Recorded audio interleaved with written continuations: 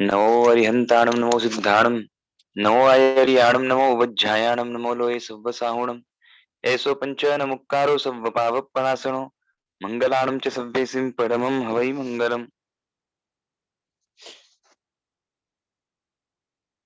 તત્વાર્થ સૂત્ર એનો સ્વાધ્યાય આપણો ચાલી રહ્યો છે.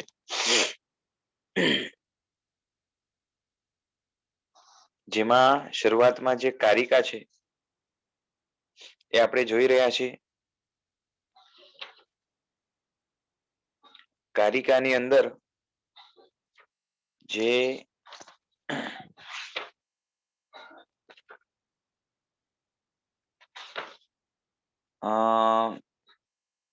નવમી ગાથા ત્યાં આપણે પહોંચ્યા છીએ.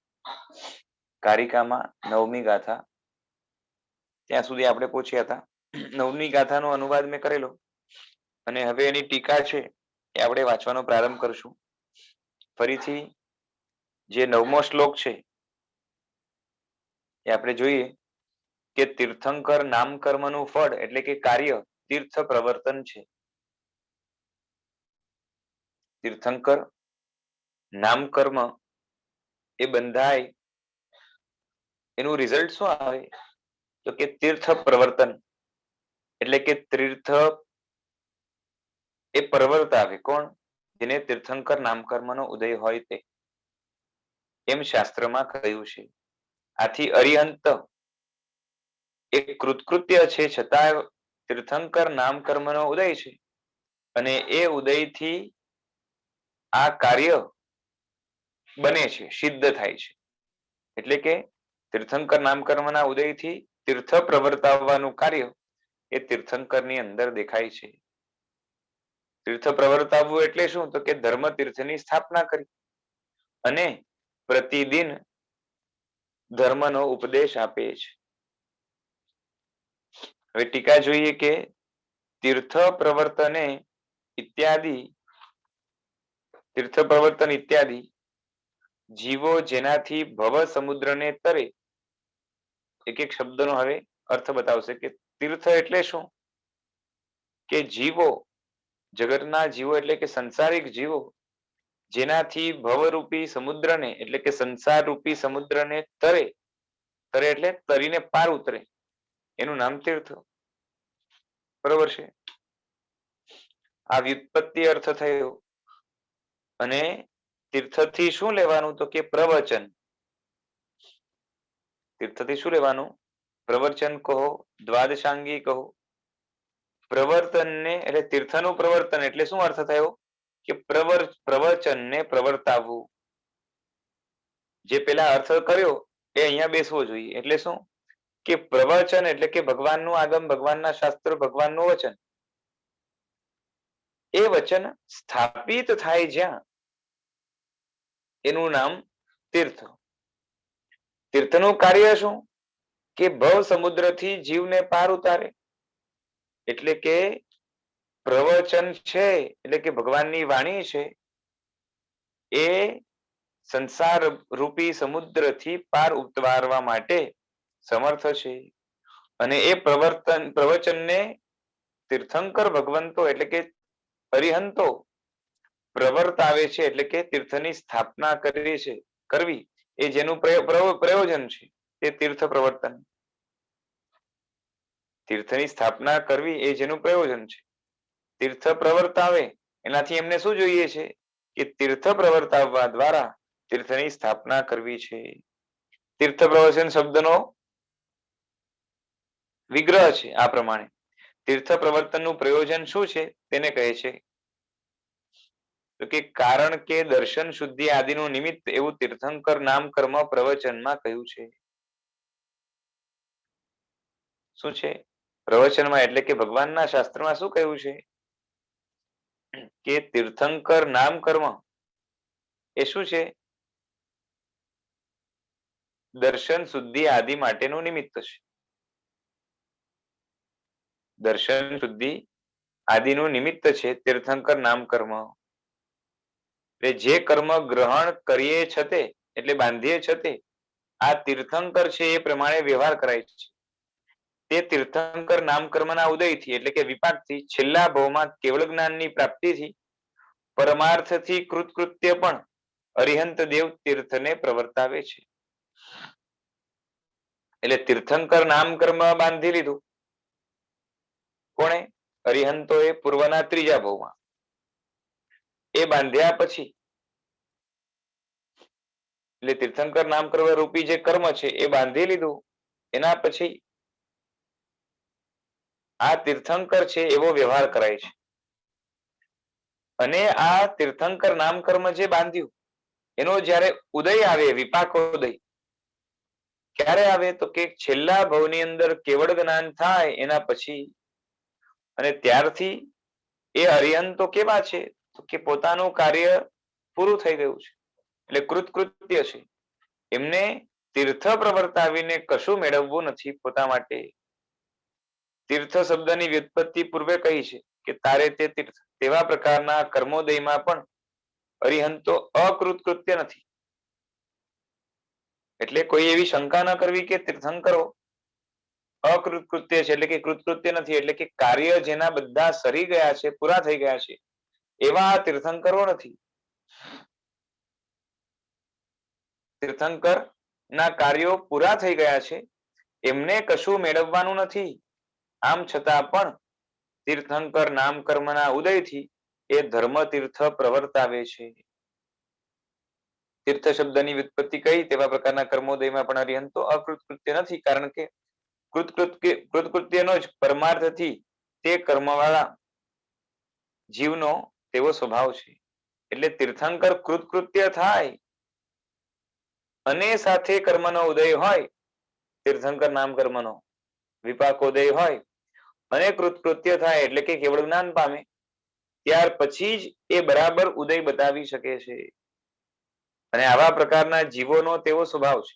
એટલે તીર્થંકર નામ કર્મ વાળા જે જીવો છે એ જીવોનો તીર્થંકર નામ કર્મના ઉદયના કારણે એવો સ્વભાવ છે કે ધર્મ તીર્થ એ પ્રવર્તાવે, એટલે કે ધર્મ તીર્થની સ્થાપના કરે.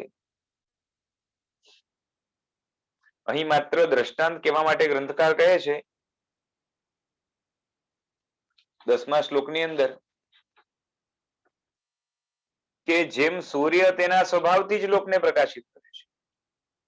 સૂર્ય છે ને એનો પ્રકાશ કરવાનો સ્વભાવ જ છે, કોઈ સ્પેશિયલ એફર્ટ નથી લેતો કે મારે જગતને પ્રકાશિત કરવું છે. તેમ તીર્થંકર સ્વભાવથી જ તીર્થને પ્રવર્તાવવાની પ્રવૃત્તિ કરે છે. તીર્થને પ્રવર્તાવવાની પ્રવૃત્તિ જે તીર્થંકર કરે છે કે મારે આ બધા જીવોને તારવા છે, આ તો મારું શાસન ચાલે તો જગતના જીવો તરે, એવી કોઈ જે છે ને એમને અપેક્ષા નથી. પણ એમનો જે છે ને તીર્થ પ્રવર્તાવવાનો સ્વભાવ છે અને એના કારણે તીર્થ એ પ્રવર્તાવે છે. બરોબર છે?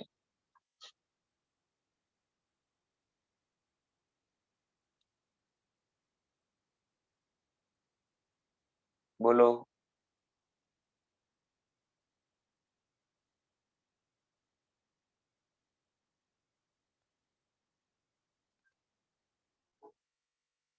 શું થયું?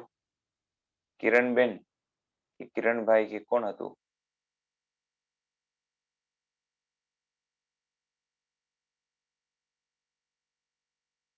તમે હેન્ડ રેઝ કરેલો.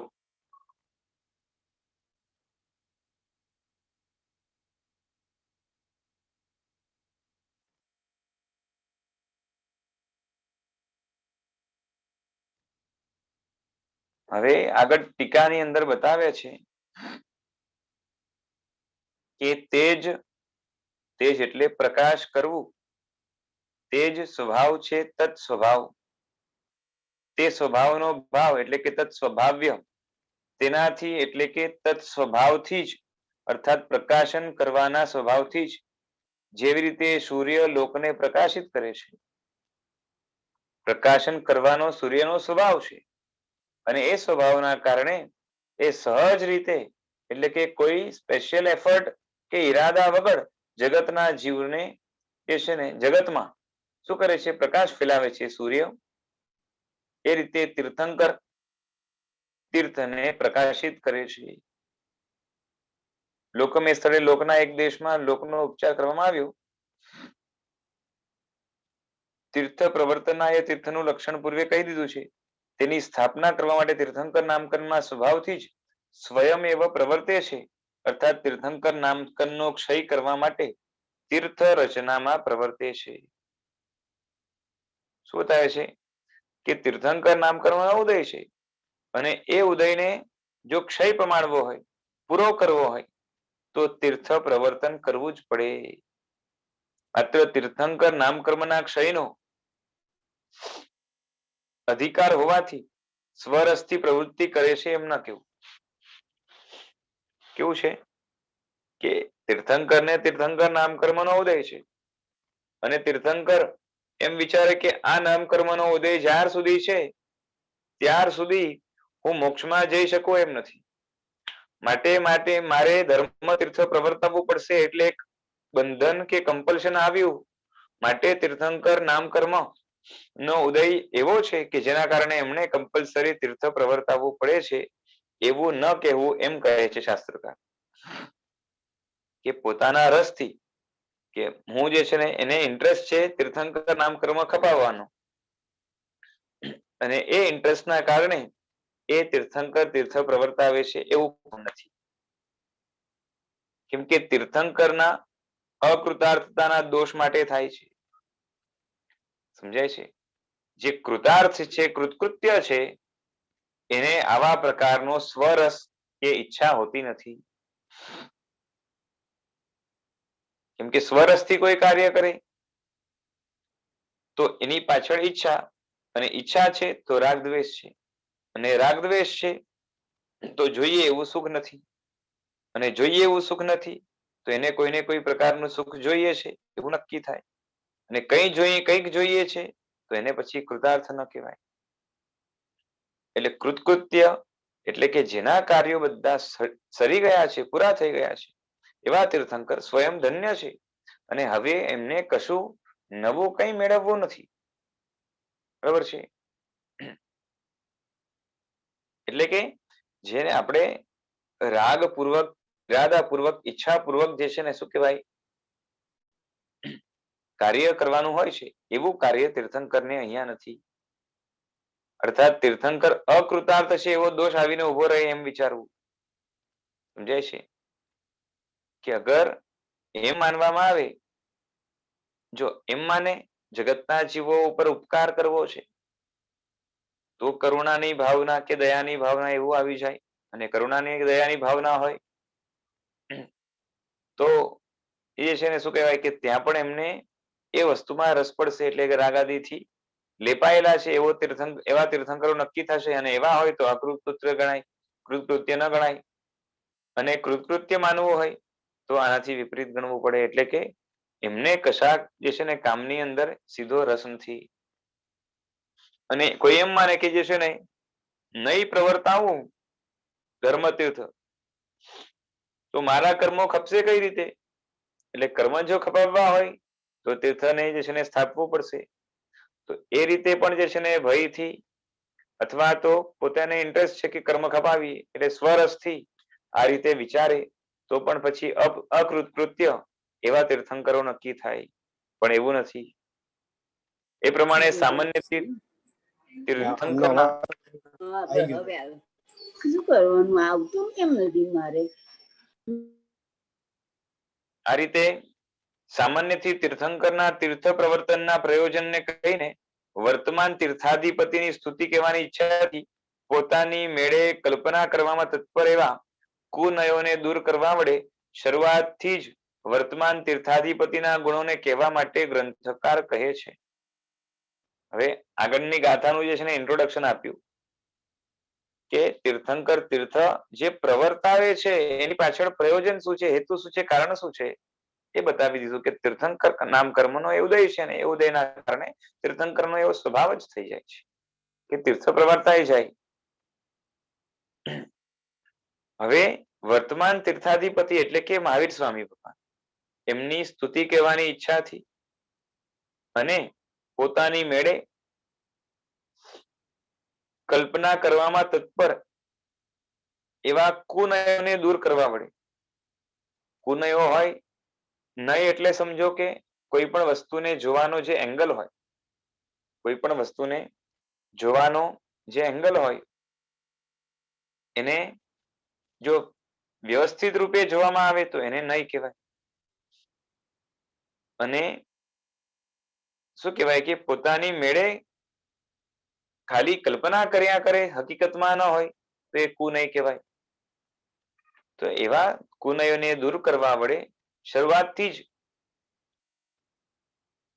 એટલે કુનયોને દૂર કરીને જે વર્તમાન તીર્થાધિપતિ છે એટલે કે મહાવીર સ્વામી ભગવાન છે એમના ગુણોની વાત કરશે. તો એમાં 11મો જે શ્લોક છે એ આપણે જોઈએ કે પૂર્વ કાળમાં અનેક ભવોમાં શુભ ક્રિયાના અભ્યાસથી આત્માને શુભ ભાવથી ભાવિત કરનાર ભગવાન મહાવીર અંતિમ ભવમાં જ્ઞાત ઇક્ષ્વાકુ વંશમાં ઉત્પન્ન થયા અને સિદ્ધાર્થ રાજાના કુલને દીપાવ્યું. ભગવાનનું ઇન્ટ્રોડક્શન આપે છે હવે કે પૂર્વ કાળમાં અનેક ભવોમાં ભગવાને ધર્મનો અભ્યાસ કર્યો, શુભ ભાવો શુભ ક્રિયાનો અભ્યાસ કર્યો અને એ અભ્યાસના કારણે આત્માને પોતાના શુભ ભાવથી વાસિત કર્યા, ભાવિત કર્યા. અને એવા ભગવાન મહાવીર જ્યારે અંતિમ ભવમાં આવ્યા તો ઉત્પન્ન ક્યાં થયા? તો કે જ્ઞાત ઇક્ષ્વાકુ વંશમાં ઉત્પન્ન થયા અને સિદ્ધાર્થ રાજા જે એમના પિતા હતા એમના કુલને દીપાવ્યું એટલે કે રોશન કર્યું. હવે ટીકામાં બતાવે છે કે જે એ પ્રમાણેનો ઉદ્દેશ આ શ્લોકથી યહ શુભે ઇત્યાદિ યહ એટલે કે જે એ પ્રમાણેનો ઉદ્દેશ આ શ્લોકથી 11માં 21માં શ્લોકમાં તસ્મૈ એ પ્રમાણે નિર્દેશની અપેક્ષા વાળો છે. પરમર્ષિ એવા તેને ત્રિકર્ણ શુદ્ધ નમસ્કાર કરીને ભગવાનને શું કહે છે? ભગવાન કેવા? તો કે પરમર્ષિ એટલે પરમ ઋષિ એવા એમને ત્રિકર્ણ શુદ્ધ, બરોબર છે, એટલે મન વચન કાયાથી ત્રિકર્ણથી છે ને કર્ણ કરાવણને અનુમોદન લેવાનું એ શુદ્ધ નમસ્કાર કરીને એ પ્રમાણે આગળ કહેશે. તે કેવા છે એમ કહે છે કે શુભ કર્મા સેવન ભાવિત ભાવ એટલે શુભ કર્મના આ સેવનથી એટલે કે અભ્યાસથી ભાવિત એટલે કે વાસિત થયો છે અંતરાત્મા જેનો તે શુભ કર્મ સેવિત ભાવિત ભાવ એટલે શુભ કર્મનું પરમાત્માએ વારંવાર સેવન કર્યું છે શુભ ક્રિયા અને એના કારણે શું થયું છે કે એનાથી જેનો ભાવ ભાવિત થયો છે એટલે કે પોતે શુભ ક્રિયા દ્વારા શુભ ભાવથી ભાવિત થયા છે. ભૂત અનુકંપા, વૃત્તિ અનુકંપા વગેરે શુભ કર્મ હવે પછી આગળની અધ્યાય છઠ્ઠો સૂત્ર 13 વગેરેમાં કહેશે કે ભૂત અનુકંપા એટલે શું, વૃત્તિ અનુકંપા વગેરે શું, આવા અલગ અલગ પ્રકારના શુભ કર્મો છે. એટલે શુભ કર્મ અહીંયા વાત આવી ને એટલે કે શુભ કર્મથી શુભ કાર્યથી શુભ ક્રિયાથી શું લેવાનું? તો ભૂત અનુકંપા, વૃત્તિ અનુકંપા વગેરે વાતો આવશે છઠ્ઠા અધ્યાયની અંદર. કારણ કે ત્યાં 4 ગતિના કારણો બતાવ્યા છે અને એ 4 ગતિના કારણોની અંદર કેવા કેવા પ્રકારના ભાવોથી કેવા કેવા પ્રકારની ગતિ વગેરે બંધાય એની વાત આવશે. એની અંદર અનુકંપાના પ્રકાર પણ બતાવશે. કેટલા કાળ સુધી અભ્યાસ કર્યો તેને કહે છે કે ભગવાને કેટલા કાળ સુધી અભ્યાસ કર્યો? તો કે ભવેશુ અનેકેશુ એટલે અનેક જે છે ને ભવોમાં.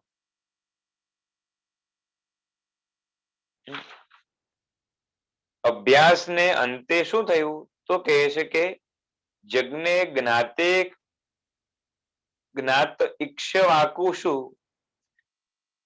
ઉત્પન્ન થયા. તો કે ક્યાં ઉત્પન્ન થયા? કે ક્ષત્રિય વિશેષ જ્ઞાતોમાં ઉત્પન્ન થયા. બરોબર છે. જ્ઞાત નામનું જે છે ને ક્ષત્રિય વિશેષ કુળ છે એની અંદર પરમાત્મા ઉત્પન્ન થયા. જ્ઞાત નામના ક્ષત્રિય વિશેષોની ઇક્ષ્વાકુ એવી વિશેષ સંજ્ઞા છે. તે ઈક્ષ્વાકુ વિશેષમાં ઉત્પન્ન થયા. કે જ્ઞાત નામના ક્ષત્રિય વિશેષ છે ને એ ઈક્ષ્વાકુ નામથી પણ ઓળખાય છે. અને એ ઈક્ષ્વાકુ વિશેષમાં એટલે કે એવા પ્રકારના વંશની અંદર પરમાત્મા ઉત્પન્ન થયા. ઈક્ષ્વાકુઓ પણ ઘણા છે. બધા જ ઈક્ષ્વાકુ જે છે ને એના ભગવાન પુત્ર નથી. કોના પુત્ર છે? તો કે સિદ્ધાર્થ નરેન્દ્ર કુલદીપ, એટલે ભગવાનના સિદ્ધાર્થ નામના પિતા હતા. તે રાજા હતા અને તેમનું કુળ એટલે કે ઘર અથવા સંતાન તેમાં દીપક જેવા દીપક થયા. જેમ સામાન્ય દીપક હોય એમ અહીંયા પરમાત્મા વિશિષ્ટ પ્રકારના દીપક થયા એટલે કે અજવાળનારા થયા.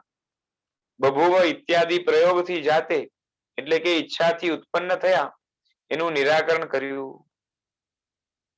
કે તીર્થંકરો સ્વયં ઈચ્છાથી જન્મ લેતા નથી, કિંતુ કર્મથી તેમનો જન્મ થાય છે. એટલે પોતે પોતાની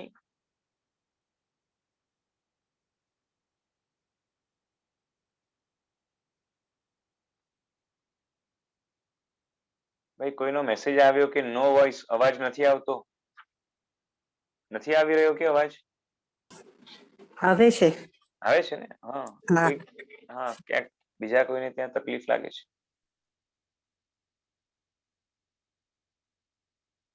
ઠીક છે. તો ભગવાન મહાવીર ઈક્ષ્વાકુ વંશની અંદર પણ સિદ્ધાર્થ રાજા, નરેન્દ્ર એટલે રાજા, એમના કુળના દીપક થયા. એટલે એનાથી આગળ બતાવ્યું કે જે છે ને પોતાની ઈચ્છાથી નથી ઉત્પન્ન થયા પરમાત્મા, પરંતુ કર્મના કારણે અહીંયા આવ્યા છે.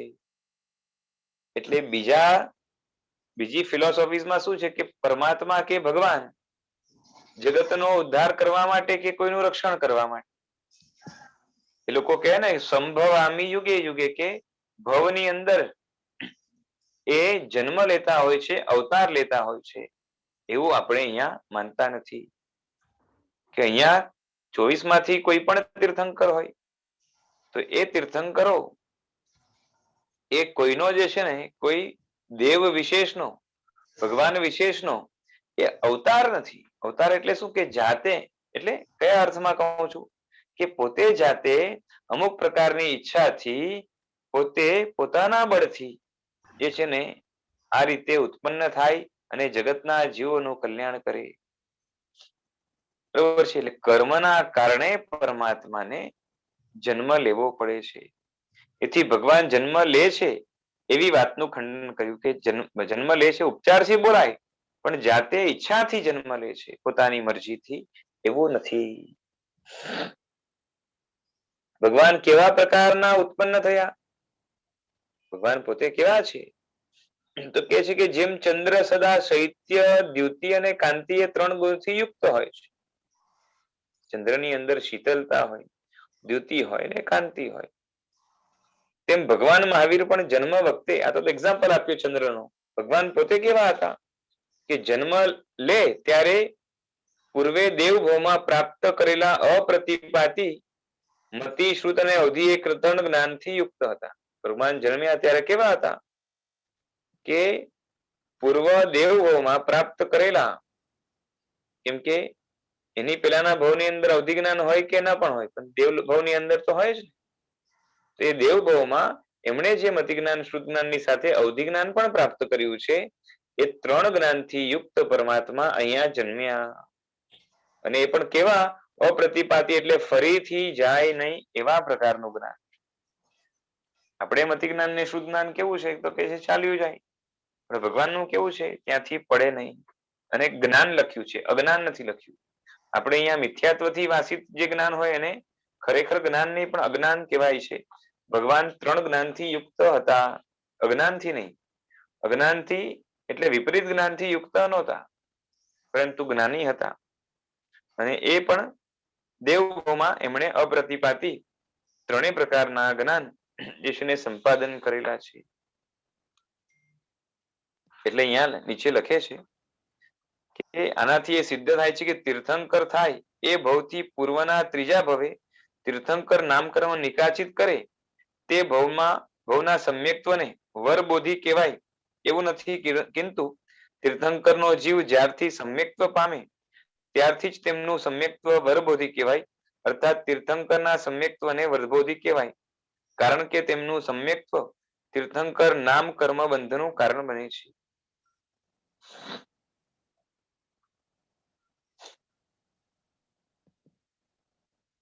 આ ક્યાંથી નીચે લીધું છે? અચ્છા, ઉપર આવ્યું હતું ને, વરબોધી એટલે કે શ્રેષ્ઠ સમ્યક્ત્વ. એના લાભથી આરંભીને અનેક જન્મોમાં અભ્યાસ કર્યો. બરોબર છે? ત્યાં શું લખ્યું છે? વરબોધીના લાભથી આરંભીને અનેક જન્મોમાં અભ્યાસ કર્યો. એટલે ભગવાને ઘણા જન્મોમાં જે છે ને શું અભ્યાસ કર્યો? તો કે શુભ ભાવનો અભ્યાસ કર્યો. બરોબર છે? અનેક લખ્યું છે એટલે એક થી અધિક આવે. એટલે અહીંયા નીચે લખ્યું કે એનાથી સિદ્ધ થાય છે કે તીર્થંકર થાય એ ભવથી પૂર્વના ત્રીજા ભવે તીર્થંકર નામ કર્મ નિકાચિત કરે. તે ભવના સમ્યક્ત્વને વરબોધી કહેવાય તેવું નથી, પરંતુ તીર્થંકરનો જીવ જ્યારથી સમ્યક્ત્વ પામે ત્યારથી જ તેમનું સમ્યક્ત્વ વરબોધી કહેવાય. બરાબર છે? હવે આમાં ક્યાંક છે ને મને લાગે છે મતાંતર હશે, કારણ કે અનેક થી બે ભવ પણ લઈ શકાય, કેમ કે પૂર્વનો ત્રીજો ભવ અને એના પછીના ભવ, બે ભવનો અભ્યાસ છે એ પણ અનેક તો કહેવાય છે, એટલે એમાં કઈ વાંધો નથી.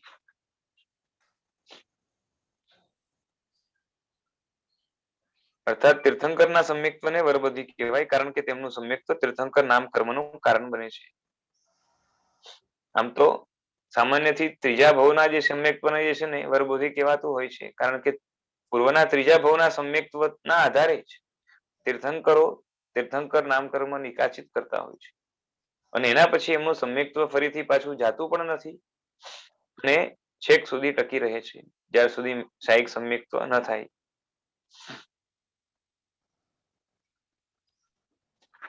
ઠીક છે, આ તો હવે જ્ઞાની જાણે. અહીંયા નીચે આ રીતે ફૂટનોટ લખ્યું છે, એનો મતલબ કે ક્યાંક ને ક્યાંક જે છે ને મતાંતરો હશે.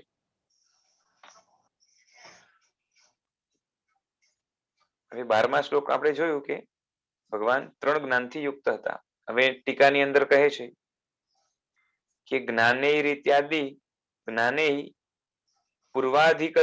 પૂર્વાધિગતે એટલે જન્માંતરમાં પ્રાપ્ત કરેલા અને અપ્રતિપતિત એટલે કે નહીં આવરાયેલા એટલે કે ફરીથી ન પડે જ્યાંથી એવા જ્ઞાનોથી સહિત ઉત્પન્ન થયા. એટલે કે જે જ્ઞાન હવે ફરીથી જવાનું નથી, એના ઉપર આવરણો ગોઠવાયેલા નથી, એવા મતિ, શ્રુત અને અવધિ એ 3 જ્ઞાનથી યુક્ત પરમાત્મા જન્મ્યા. મતિ, શ્રુત, અવધિ બી જેમનું સ્વરૂપ હવે અધ્યાય 1 સૂત્ર 9 માં કહેવાશે. બરોબર છે? આપણે તો કારિકામાં ચાલીએ છીએ, મૂળ સૂત્ર હજી બાકી છે, પણ મતિ, શ્રુત, અવધિ વગેરે જે છે જ્ઞાન છે એ કેવા હોય તો એનું આગળ વર્ણન આવશે. તે 3 જ્ઞાનમાં પણ એક એક જ્ઞાનની વિશુદ્ધિની તરતમતા હોવાથી કહે છે કે 1 થી 2 થી નહીં કે પરંતુ 3 શુદ્ધ જ્ઞાનથી યુક્ત ઉત્પન્ન થયા. જ્ઞાનની વિશુદ્ધિની તરતમતા હોય છે તો ભગવાનને ખાલી મતિ, શ્રુત એવું નહીં, પરંતુ 3 જ્ઞાનથી યુક્ત. બરોબર છે? 3 પાછા કેવા તો કે શુદ્ધ જ્ઞાન એનાથી યુક્ત ઉત્પન્ન થયા. અહીં દ્રષ્ટાંત કહે છે કે જેવી રીતે ચંદ્ર, શૈત્ય, દ્યુતિ અને કાંતિથી યુક્ત હોય, આ ચંદ્રનો ગુણ છે સ્વાભાવિક, તેવી રીતે ભગવાન પણ કેવા છે તો કે આ રીતે ચંદ્રની જેમ જ શૈત્ય એટલે શીતળતા, દ્યુતિ બરોબર છે એટલે કે આમ ધીરજ વગેરે આવે, પછી કાંતિ એટલે તેજ એનાથી યુક્ત છે, તેમાં શૈત્ય એટલે આહલાદક એટલે આહલાદ ઉત્પન્ન કરનાર, અને દ્યુતિથી અહીંયા ધૈર્ય નહીં પરંતુ નિર્મળતા લીધી છે.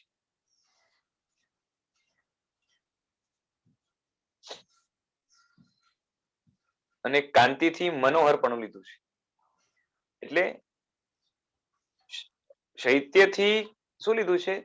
આમ ઠંડક આવે, શીતળતા, પણ અહીંયા શીતળતા જેમ લોકોને આહલાદ પેદા કરે, જેમ ગરમાશ હોય અને એની અંદર બહુ જે છે ને અકળામણ થતી હોય ગરમીમાં, અને ત્યારે કોઈ વ્યક્તિને ઠંડી મળે, ઠંડક મળે તો એને આહલાદ થાય, સુખ થાય, એ રીતે પરમાત્મા પણ જગતના જીવોને આહલાદ પેદા કરનાર છે. સાથે સાથે દ્યુતિથી અત્યંત નિર્મળતા લીધી છે કે પરમાત્મા કેવા છે તો અત્યંત નિર્મળ છે, જેની અંદર મેલ નથી, જેની અંદર જે છે ને ભેળસેળ નથી, જેની અંદર માત્ર શુદ્ધિ છે. અને કાંતિ એટલે મનોહરપણું, એટલે કે મનને હરી લે, જીતી લે, ખેંચી લે, આકર્ષી લે, એવા છે પરમાત્મા.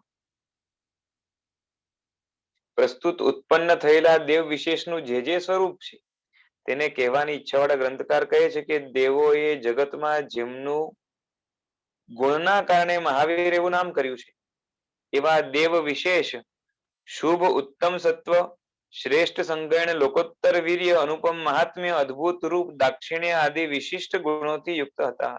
ભગવાન કેવા હતા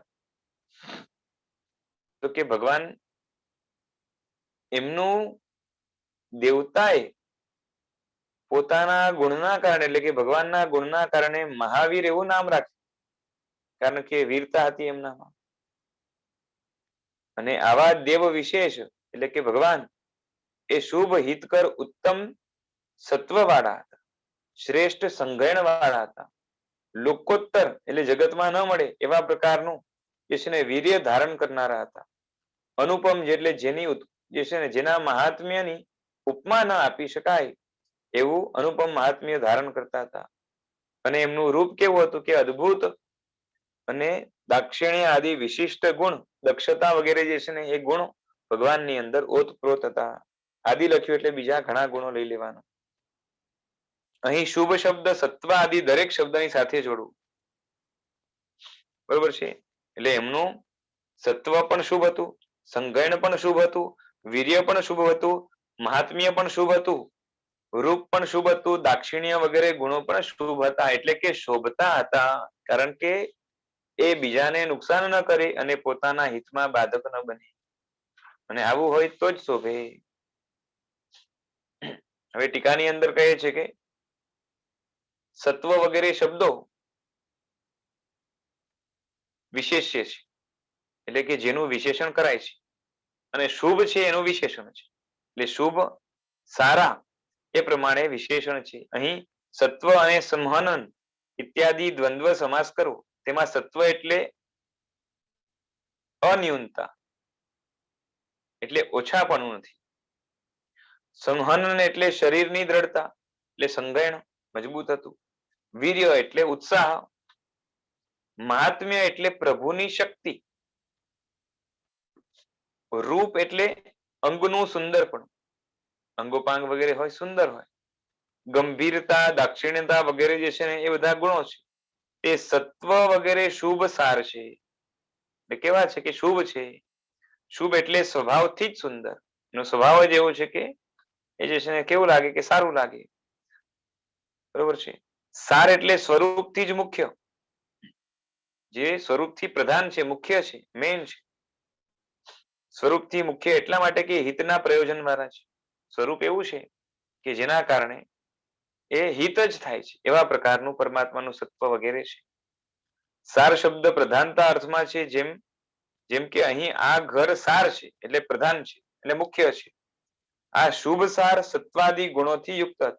ભગવાન કેવા હતા કે શુભ સાર એવા સત્વ વગેરે ગુણોથી યુક્ત હતા. સત્વ વગેરે એટલે બાકીના ગુણો પણ જે આપ્યા હતા એ બધા સમજી લેવાના, એનાથી યુક્ત હતા.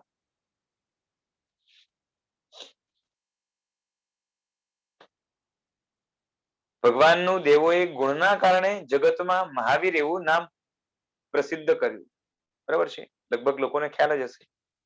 ધાતુ પાઠમાં શૂરવીર વિક્રાંતો એવો ધાતુ પાઠ છે. શૂર અને વીર એ બે ધાતુનો પરાક્રમ કરવો એવો અર્થ છે.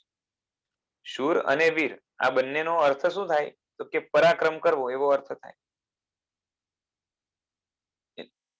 અને કષાય આદિ શત્રુને જીતવાથી મહાવિક્રાંત એટલે કે મહાવીર ભગવાન હતા. દેવોએ સંગમના ઉપસર્ગોથી ઉત્પન્ન કરેલા દુઃખોને સહન કરવાના નિમિત્તથી, બરોબર છે, ગુણના કારણે મહાવીર એવું નામ પ્રસિદ્ધ કર્યું. કે સંગમના ઉપસર્ગો જે છે ને એનાથી ઘણા બધા દુઃખો એમને આવ્યા અને એ બધા એમણે સહન કર્યા અને માટે મહાવીર એવું નામ દેવોએ પ્રસિદ્ધ કર્યું ગુણના કારણે. હવે આગળ કૃતાભિખ્ય એવા પ્રયોગની વ્યુત્પત્તિ આ પ્રમાણે છે કે અભિષ્યા એટલે કે અભિખ્યાતિ, કૃતા એટલે કરાય છે. શું કરાય છે? તો કે કરાય છે પ્રતિદિન કરાય છે. અભિખ્યા જેની તે કૃતાભિખ્ય ગુણના કારણે મહાવીરનું નામ દેવો વડે પ્રસિદ્ધ કરાયું, એટલે ખ્યાત કરાયું, બતાવાયું કે જે છે ને ફેમસ કરાયું. તે ભગવાને રાજધર્મનું પાલન કરીને દીક્ષા લીધી. તે ભગવાને શું કર્યું? તો કે રાજધર્મનું પાલન કરીને દીક્ષા લીધી. ભગવાનને શા કારણથી દીક્ષા લીધી? તો કે છે કે એટલે ક્ષત્રિયોને જે શોભે એવા પ્રકારનું જે છે ને આચરણ કર્યું એને કહેવાય રાજધર્મનું પાલન. ભગવાને દીક્ષા શા માટે લીધી? તો કે તત્વને જાણીને ભગવાને દીક્ષા લીધી એમ અહીં ગ્રંથકાર કહે છે. આગળ બતાવશે આગળની ગાથામાં. તત્વને જાણીને ભગવાને દીક્ષા લીધી. તો આગળના શ્લોકમાં જે છે ને એ બતાવે છે કે સ્વયમેવ તત્વોના જ્ઞાતા હતા. ભગવાન પોતે કેવા હતા?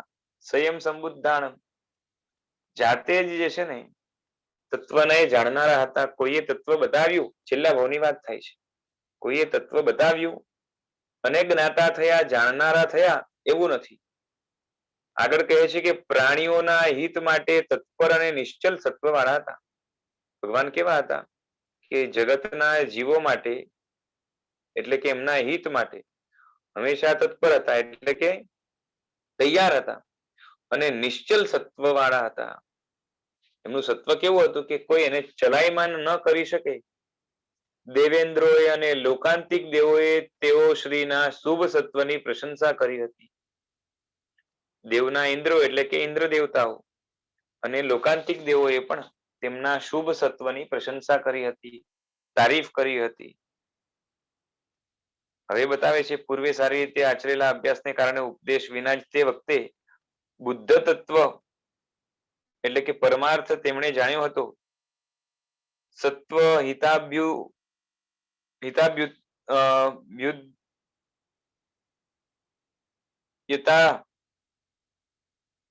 હિતાભ્યુદયતા વિચલિત સત્વ એટલે કે જીવોના હિત માટે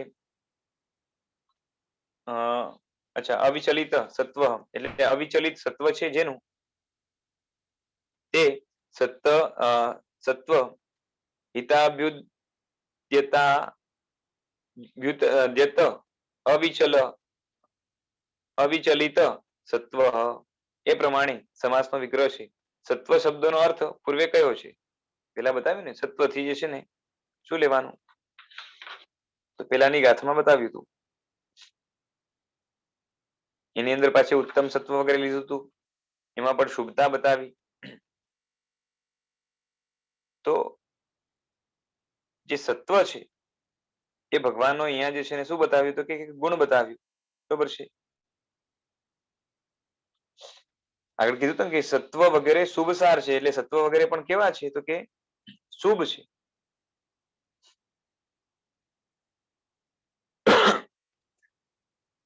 કારણ કે જીવોના હિત માટે જે છે ને પ્રવર્તે છે. તે ભગવાન સંસારમાં જીવો બહુ દુઃખવાળા હોવાથી તીર્થ પ્રવર્તાવવા દ્વારા જીવોને સંસારથી ઉદ્ધાર કરવા યોગ્ય છે એમ વિચારે છે. બરોબર છે. આ ભગવાન કેવા છે? કેવલ જ્ઞાન પેલાની વાત છે, પછીની નથી. એટલે ગડબડ નહીં કરતા. આની પહેલા જયારે વાત થઈ કે ભગવાન તીર્થ પ્રવર્તાવે છે, તો જ્યારે પ્રવર્તાવે છે ત્યારે ભગવાનને જે છે ને આવા પ્રકારના કોઈ ભાવો નથી, વિતરાગ થયેલા છે. આ તો છદ્મસ્થપણામાં જ્યારે જગતના જીવો ઉપર ભગવાનને કરુણાનો ભાવ, કૃતકૃત્ય હજી થયા નહોતા ત્યારની વાત ચાલે છે કે એ ભગવાન કેવા છે? તો કે આ જગતની અંદર, સંસારની અંદર જીવો ઘણા દુઃખના કારણે, તીર્થ જે છે ને એટલે દુઃખી થઈ રહ્યા છે અને માટે તીર્થ પ્રવર્તાવવા દ્વારા જીવોને સંસારથી ઉદ્ધાર કરવા યોગ્ય છે એમ વિચારે છે. અભિનંદિત શુભ સત્વ જીવો માટે એટલે કે જીવોના ઉદ્ધાર માટે તીર્થ પ્રવર્તાવવા દ્વારા પ્રવૃત્તિ કરવાથી સારસ્વતાદી લોકાંતિક દેવોએ શક્રાદી ઇન્દ્રોની સાથે તેમના સત્વની પ્રશંસા કરી છે. જીવો માટે એટલે જીવોના ઉદ્ધાર માટે ભગવાને શું કર્યું? તો કે ધર્મ તીર્થ પ્રવર્તાવ્યું. અને આવી પ્રવૃત્તિ ભગવાને કરી એના કારણે સારસ્વત વગેરે જે લોકાંતિક દેવો છે એમણે શક્ર આદિ ઇન્દ્રોની સાથે તેમના સત્વની પ્રશંસા કરી. બરોબર છે. કોઈ ઘટના પ્રસંગ આવતો હશે કથાની અંદર. આ પ્રમાણે જેને તત્વને જાણ્યું છે તેવા ભગવાને જે કર્યું તેને કહેવા માટે કહે છે કે ભગવાને શું કર્યું? તો કે જન્મ જરા અને મરણથી પીડાતા જગતને અશરણ અને અસાર જોઈને વિશાળ રાજ્યનો ત્યાગ કરીને મોક્ષ માટે પ્રવ્રજિત બન્યા. ભગવાને શું કહ્યું? તો કે જન્મ જરા અને મરણ આ ત્રણ બરોબર છે. આમ જોવા જાઓ ને તો આ ત્રણની અંદર જગતના બધા જ દુઃખો આવી જાય અને આ ત્રણની પીડાથી જગતના જીવો પીડાય છે. બરોબર છે. અને એ પણ જીવો જે છે ને એને કોઈ શરણ નથી ખરા અર્થમાં જગતની અંદર. અને આખું જગત પાછું અસાર છે જેની અંદર જે છે ને મળતું કશું નથી. આ બધું જોઈને મોટા પણ રાજ્યનો ત્યાગ કરીને આટલા મોટા રાજ્યના જે છે ને રાજા થઈ શકતા હતા એ રાજ્યનો ત્યાગ કરી અને મોક્ષ માટે એટલે કે મુક્ત થવા માટે એટલે જન્મ જરા મરણ વગેરેથી જે છે ને છૂટા પડવા માટે પ્રવ્રજિત બન્યા એટલે કે દીક્ષા લીધી. જ્ઞાનરૂપી ચક્ષુથી જોનારા ભગવાન આજે જોઈએ છે જાણે છે એ જ્ઞાનરૂપી ચક્ષુથી જાણે છે. ચક્ષુ એટલે આંખ એટલે જ્ઞાનરૂપી આંખથી ભગવાન જોઈએ છે. જન્મ જરા મરણથી હેરાન થયેલા જગતને એટલે ત્રણેય ભુવનને અશરણ એટલે રક્ષણ વગર અથવા તો કેળાના ગર્ભ સમાન નિસાર એટલે કે સુખ રહિત જોઈને તથા જગતને તેવું જોઈને એટલે કે ભગવાને શું કર્યું તે કહે છે કે સ્ફિત ઇત્યાદિ એટલે વૃદ્ધિવાળા જનપદ આદિ રાજને છોડીને બરોબર છે ઘણી વૃદ્ધિવાળું રાજ્ય ભગવાન અને એ રાજ્યને જે છે ને ભગવાને તિલાંજલિ આપી છોડી દીધું અને તીર્થ પ્રવર્તન દ્વારા એટલે કે છોડ્યા પછી સાધના કરી કેવળ જ્ઞાન પામ્યા અને પછી ધર્મ તીર્થની સ્થાપના કરી એટલે તીર્થ પ્રવર્તાવ્યું અને એના દ્વારા પ્રસ્તુત જગતની શાંતિ માટે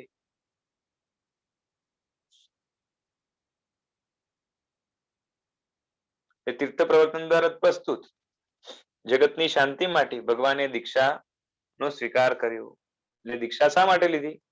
તો દીક્ષા લે કેવળ જ્ઞાન થાય, કેવળ જ્ઞાન થાય તો તીર્થંકર નામ કર્મ પૂરેપૂરું ઉદયમાં આવે અને ઉદયમાં આવે તો માત્ર પોતાની જ નહીં આખા જગતની શાંતિ થાય. બરોબર છે. મેક્સિમમ જીવોની જે છે ને મેક્સિમમ પોસિબલ જીવોને શાંતિ થાય, મોક્ષ માર્ગ તરફ આગળ વધે માટે ભગવાને દીક્ષા લીધી.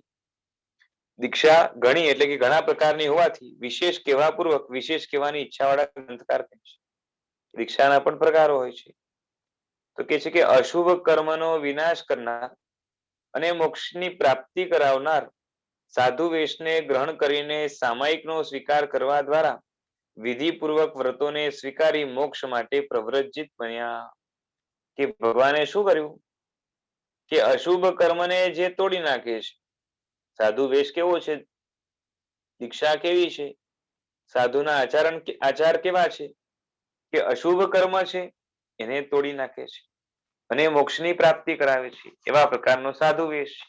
અને એ સાધુ વેશને ભગવાને એટલે કે સાધુનો લિંગ સાધુના આચાર એને ગ્રહણ કર્યા ભગવાને અને એ ગ્રહણ કરીને જે છે ને શું કર્યું તો કે સામાયિક બરોબર છે. આમ સામાયિક બે પ્રકારની હોય, દેશવિરતી સામાયિક ને સર્વવિરતી સામાયિક. ભગવાને સર્વવિરતી નામની સામાયિકનો સ્વીકાર કર્યો અને એના દ્વારા વિધિપૂર્વક વ્રતોને સ્વીકારી અને મોક્ષ માટે ભગવાન દીક્ષિત થયા, પ્રવ્રજિત થયા.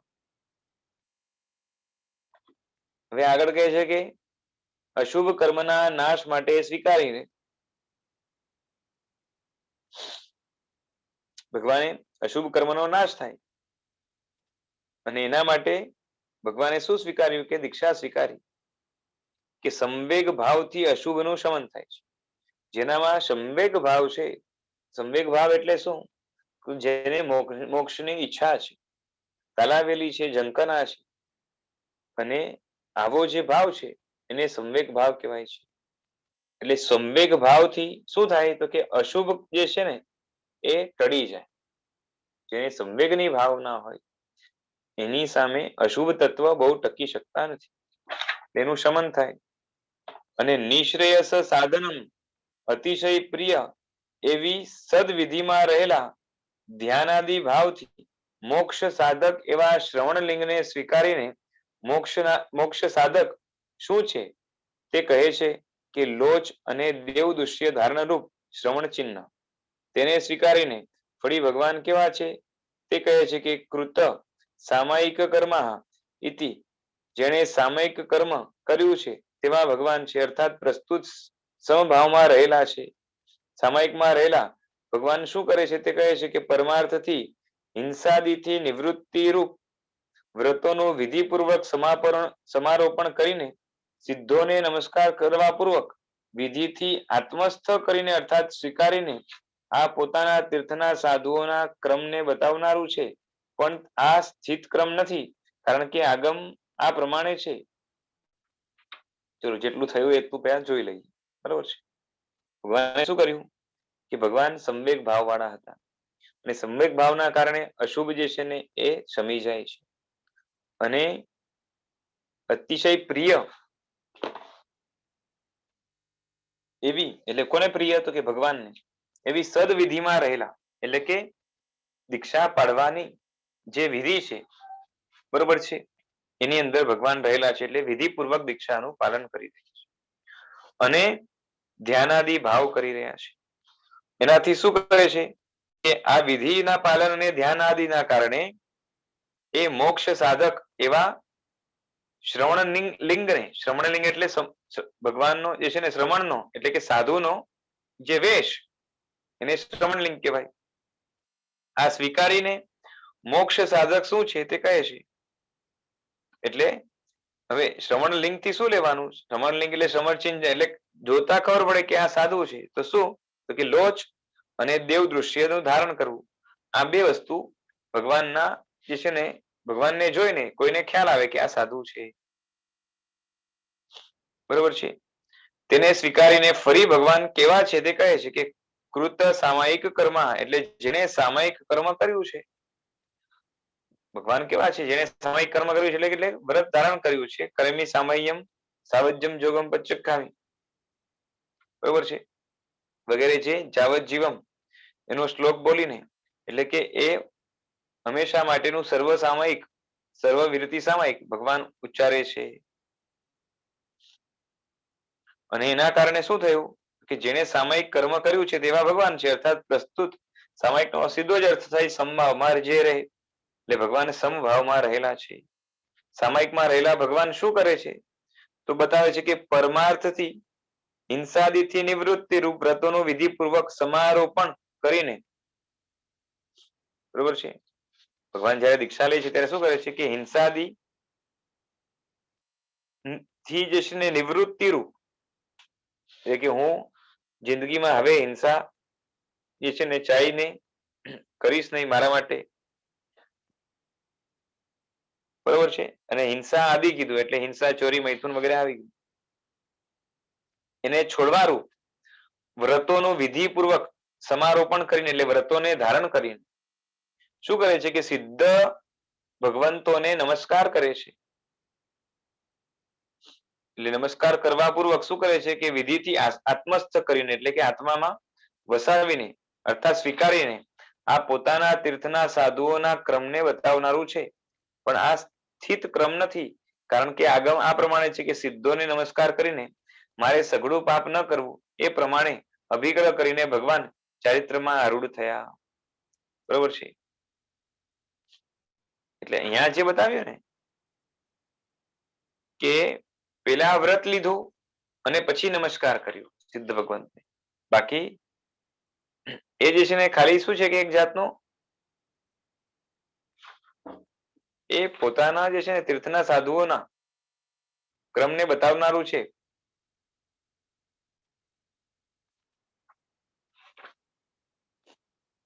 એટલે ભગવાનના તીર્થના જે સાધુઓ છે એના માટે આ ક્રમ છે, આ સ્થિત ક્રમ નથી. કારણ કે ભગવાને પોતે એકચ્યુઅલી શું કર્યું છે તો કે સિદ્ધને નમસ્કાર કરીને, સિદ્ધને નમસ્કાર કરે અને પછી મારે પાપ ન કરવું એટલે કે મારે વ્રત હોવું જોઈએ, એટલે કે વ્રત સ્વીકાર કરે છે. આપણે હરિહન વંદનાવલીમાં પણ બોલીએ છીએ ને કે લોકાગ્રગત ભગવંત સર્વ સિદ્ધને વંદન કરે. આના પછીની લાઈન છે સાવધ્ય સગળા પાપ કર્મો ના કરે પચ્ચખાણ. બરોબર છે. એટલે પેલા સિદ્ધ ભગવંતને નમસ્કાર કરીને પછી એ ભગવાન એ છે ને વ્રત સ્વીકાર કરે છે. અને પછી પ્રતિ સમય અપ્રમાદની વૃદ્ધિથી એટલે કે અપ્રમત્ત દશા વધતી જાય એનાથી શ્રેષ્ઠ ગુણોથી યુક્ત ભગવાન વિહાર કરે છે. આ રીતે ભગવાન દીક્ષા લે છે અને વિહાર એમનો ચાલુ થાય છે.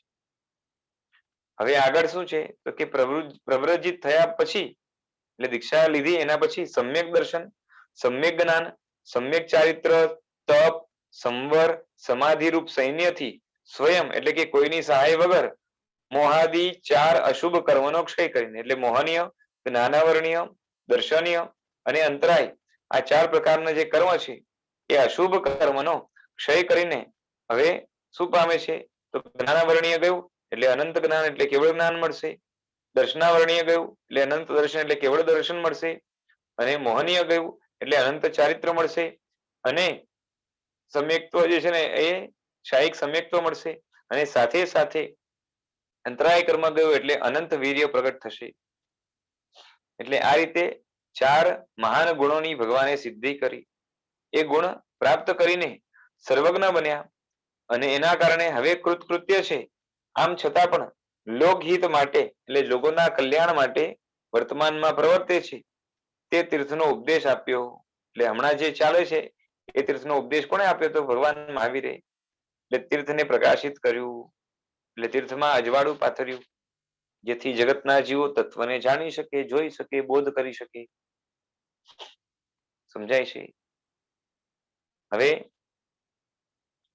સમ્યક્ત્વ ઇત્યાદિ શાયિક સમાન અથવા એટલે કે હવે ટીકાનો અર્થ ચાલે છે. હું શ્લોકનો અર્થ બોલી ગયો, એનો વિસ્તાર ટીકામાં છે એટલે માટે ત્યાં હવે સમજાવ્યું નથી. ટીકાની અંદર એની સમજણ આવી જશે કે સમ્યક દર્શન, સમ્યક જ્ઞાન ને સમ્યક ચારિત્ર, તપ, સંવર વગેરે જે છે ને એ શું છે. તો સૌથી પહેલા તો શાયિક સમાન અથવા શાયિક જ સમ્યક્ત્વ.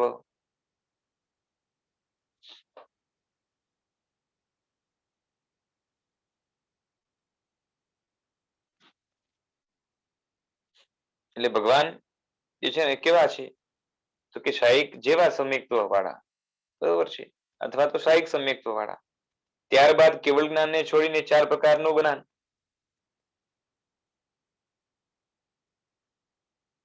કેવળ જ્ઞાનને છોડીને 4 પ્રકારનું જ્ઞાન, કેમ કે કેવળ જ્ઞાન એ સાધ્ય છે.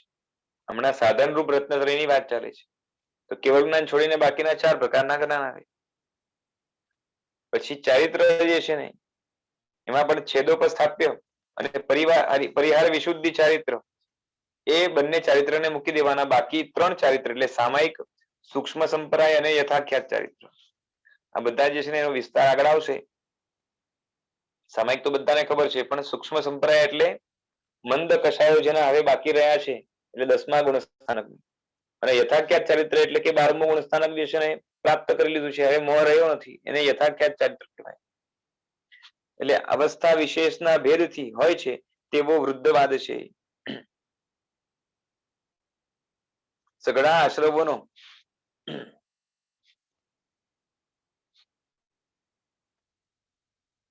એટલે કે ભગવાનને જે છે ને આમાંથી અલગ અલગ અવસ્થામાં અલગ અલગ ચારિત્ર હોય. શરૂઆતમાં જે છે ને સામાયિક ચારિત્ર હોય, 10મા ગુણ સ્થાનકે પહોંચે સૂક્ષ્મ સંપ્રાય ચારિત્ર હોય, અને અંતમાં જે છે ને યથાખ્યાત ચારિત્ર હોય.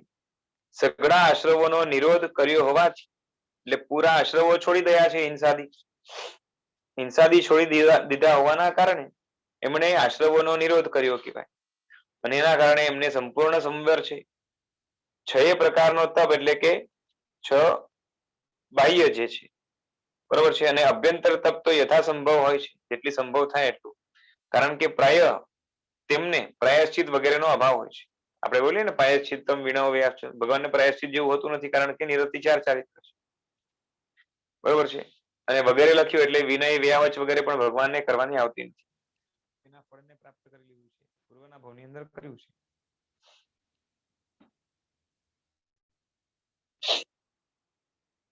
હમણાં થોડું ઓછું સમજાશે, કારણ કે અહીંયા શબ્દો થોડાક અઘરા એટલા માટે પડશે, મેં એક્સપ્લેન પણ નથી કર્યું. છેદોપસ્થાપને કોને કહેવાય, પરિહાર વિશુદ્ધિ, કારણ કે જે છે ને આગળ ચારિત્રના પ્રકારની અંદર આ બધું આવવાનું છે અને વિસ્તારથી આવશે. એ 6 પ્રકારનો ભગવાનને તપ છે અને અભ્યંતર તપ તો જે સંભવ હોય એમાંથી એ કરે, કારણ કે પ્રાય તેમને પ્રાયશ્ચિત વગેરેનો અભાવ છે અને ધ્યાન તો સદા હોય છે એમને, બરોબર છે. અને સમાધિ એટલે સર્વત્ર એકાગ્રતા. આ પ્રમાણે સમ્યક્ત્વ આદિના બળથી યુક્ત થયા છતાં, એટલે ભગવાનની પાસે સમ્યક્ત્વ વગેરેનું બળ છે, સમ્યક દર્શન, સમ્યક જ્ઞાન, સમ્યક ચારિત્ર, અને આ રીતે ભગવાન શું કરે છે તો કે છે કે અશુભ મોહને ખપાવે છે. અશુભ મોહને શું કરે છે? ખલાસ કરે છે. પછી મોહનીય, મોહ એટલે મોહનીય, જ્ઞાનાવરણીય, દર્શનાવરણીય અને અંતરાય, આ 4 ઘનઘાતી કર્મો છે, એને સાફ કરી નાખે છે અને શેષ કર્મોથી પણ જગન્ય કર્મો છે, બરોબર છે. એટલે બાકીના જે કર્મો રહ્યા એ પણ કેવા છે તો કે ઓછા છે, બહુ નથી. તત કિમ ઇત્યાહ એટલે અશુભ મોહાદિ ખપાવીને પછી શું તો કે કેવલે ત્યાદિ એટલે કેવલને, એટલે કે એક શુદ્ધ જ્ઞાનને પ્રાપ્ત કરીને જે વ્યાપ્ત થાય તે વિભુ. કેવલને એટલે કે કેવલ જ્ઞાનને, કાં તો કેવલથી એક થાય એટલે એક પણ શુદ્ધ જ્ઞાન, બરોબર છે, જેને પ્રાપ્ત કર્યું છે એટલે કેવલ જ્ઞાન. અને આ કેવલ જ્ઞાનના કારણે ભગવાન કેવા છે? આખા જગતની અંદર વ્યાપ્ત છે, કારણ કે જગત નું કશું ભગવાનથી છૂપું નથી, એટલે ભગવાનનું જ્ઞાન બધે જ ફેલાયેલું છે. અને ભગવાનનું જ્ઞાન બધે ફેલાયું હોય તો એ જ રીતે કહેવાય કે ભગવાન પણ જાણે બધે ફેલાય છે. એ રીતે ભગવાનને વિભુ કહેવાય છે, એટલે બધે હાજર છે, અર્થાત જેનો જ્ઞાન આત્મા, એટલે કે આત્માના જ્ઞાનના જે છે ને વિષયો આખા જગતની અંદર એ રહેલા છે. અને સ્વયમેવ એટલે કે પોતાની શક્તિથી, એટલે કે આ મેળે સ્વભાવથી આખા જગતનું જ્ઞાન ભગવાનને થાય છે, એટલે ભગવાન વિભુ છે. અને ઈશ્વર આદિના સામર્થ્યથી નહીં, એટલે કે કોઈના બળથી, કોઈના પ્રતાપથી, કોઈની સહાયતાથી નહીં, પરંતુ આપમેળે પોતાના સ્વભાવથી, પોતાની શક્તિથી ભગવાન આખા જગતના બધા જ જીવોને શું છે. આપણે તો આંખ લાગે, ચશ્મા લાગે, બરોબર છે, સાધનો લાગે, ઇન્દ્રિયો લાગે જ્ઞાન મેળવવા માટે, જાણકારી મેળવવા માટે, પણ પરમાત્મા એમણે કેવળ જ્ઞાન પ્રાપ્ત કરી લીધું. હવે કોઈ સાધનની જરૂર નથી જગતના જીવોને, કાં તો બીજી કોઈ જીવ જે છે ને અજીવ સૃષ્ટિ વગેરેને જાણવા માટે. તે કેવળ શું છે તેને કહે છે કે કેવળ એટલે શું તો કે જ્ઞાન દર્શનમ, એટલે કેવળ જ્ઞાન ને કેવળ દર્શન. અને અહીંયા કેવલ અનંત અર્થમાં છે, એટલે કે જ્ઞાન અને દર્શન અનંત, એટલે પ્રાપ્ત થયા પછી એનો નાશ ન થતો હોવાથી કેવલ કહેવાય. કેમ કે નાશ થાય તો એના જે છે ને ઇન્સ્ટોલમેન્ટ આવે, પણ એક ધારું ચાલે તો એને કહેવાય કેવલ, એક જ છે અને કાયમ ખાતે રહેશે. આ જ્ઞાન દર્શનને પ્રાપ્ત કરીને શું કરે છે ભગવાન તો કહે છે કે મોહના જયથી, એટલે કે મોહને જીતવાથી કેવળ જ્ઞાનની પ્રાપ્તિ થાય છે. અને એનાથી કૃતાર્થ થઈ ગયેલા ભગવાન લોકના હિત માટે હવે જે કહેવાશે તે તીર્થનો ઉપદેશ આપે છે, એટલે તીર્થને પ્રકાશિત કરે છે.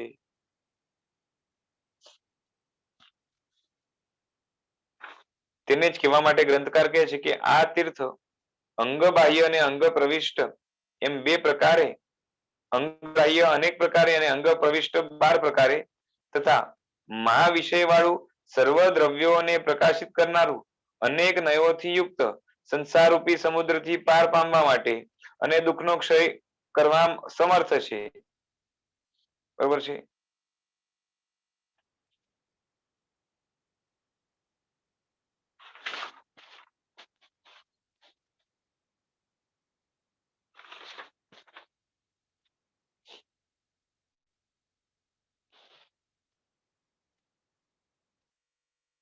ભગવાન કે ભગવાનનું ચારિત્ર, બરોબર છે. આ તીર્થ એટલે કે પ્રવચન, એની અંદર અંગ બાહ્ય અને અંગ પ્રવિષ્ટ એ બે પ્રકારના જે છે ને શાસ્ત્રો આવે.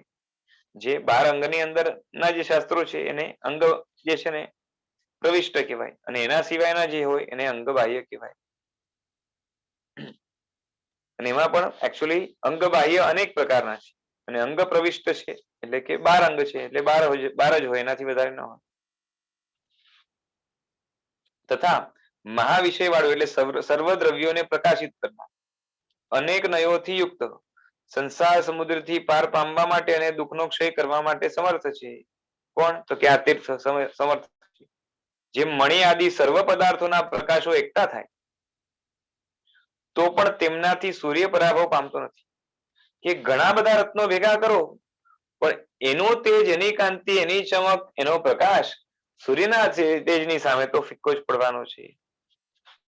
તેમ ગ્રંથોનો અર્થ કરવામાં નિપુણ અને ન્યાય કુશળવાદીઓ તીર્થના પરાભવ માટે પ્રયત્ન કરવા છતાં પણ તેમનાથી તીર્થ પરાભવ પામતું નથી. તીર્થ એટલું બધું પ્રકાશિત કે ઝળહળતું છે કે એની સામે પરદર્શન રૂપ કેટલા પણ હીરા માણેક આવી જાય, એ બધાનો પ્રકાશ બધો ભેગો થઈ જાય તો એની સામે જે છે ને આમ તૃણ તોલે પણ ના આવે, એટલે કે પરાભવ પામી જાય, હારી જાય. એટલે કેટલા પણ નિપુણ હોય, એક્સપર્ટ હોય અને ન્યાયની અંદર માસ્ટર હોય, એવા વાદીઓ પણ ધર્મ તીર્થની સામે ઝાંખા પડે. એટલે ભગવાનનું તીર્થ એ પરાભવ પામતું નથી, હારતું નથી, બરોબર છે. એનો વિસ્તાર હવે આગળ બતાવશે, એ આપણે અવસરે જોશું. આજે સમય થવા આવ્યો છે એટલે રાખીએ છીએ. જેના આજ્ઞા વિરુદ્ધ કંઈ બોલાયું હોય તો મિચ્છામિ દુક્કડમ, અને જેમના આશીષ અને શું કહેવાય કે તત્વને ખોલવામાં, સમજવા માટે જેમનો ઘણો સહારો અમારા જીવનમાં રહ્યો છે, અને હમણાં લેક્ચર ચાલુ છે એટલે એમ કહેવાય કે આપણા જીવનમાં રહ્યો છે, એમના જે છે ને ઉપકારની સ્મૃતિ અહીંયા કરીએ. એવા એ ગચ્છનાયક આચાર્ય દેવ શ્રીમદ વિજય યુગભૂષણ સુરીશ્વરજી મહારાજ સાહેબના ચરણોમાં કોટી કોટી વંદન.